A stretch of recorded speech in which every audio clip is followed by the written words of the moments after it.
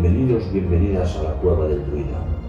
Aquí podrán escuchar historias y ver los parajes en donde se suceden, y la belleza de dichas tierras. No olvide darle like, suscribirse y darle a la campanilla. Gracias por apoyar el canal. Comencemos.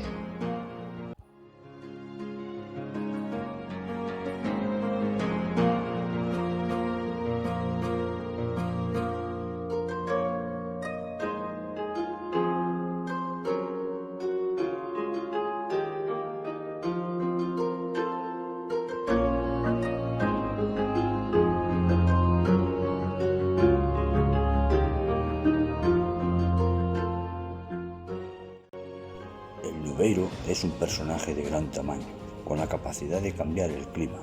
Así es según la mitología galaica.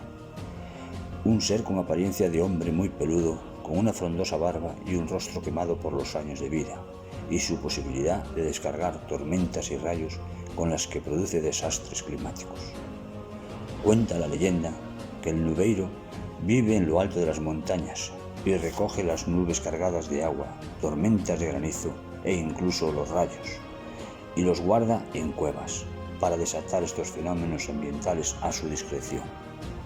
El Lubeiro vive en cabañas de piedra, muy pocos lo han logrado ver, y quien así lo hizo cuenta que quedó sorprendido por su apariencia. Se cuenta que uno llegó a tener descendencia con una moura, y aún hace muy poco se sabía de un clan familiar descendiente de este ser. Se cuenta que en la Sierra de Suido vivía esta familia. Esta, al parecer, según las historias de los vecinos del lugar, subían a una de las montañas y moviendo y colocando unas piedras de determinada forma, podían atraer a las lluvias según las necesidades de la cosecha. Esto indica que dicho clan solo producía un clima beneficioso para la sociedad del lugar, no como lo hacía en un principio el Lubeiro, que solo buscaba el generar destrozos y destruir las cosechas.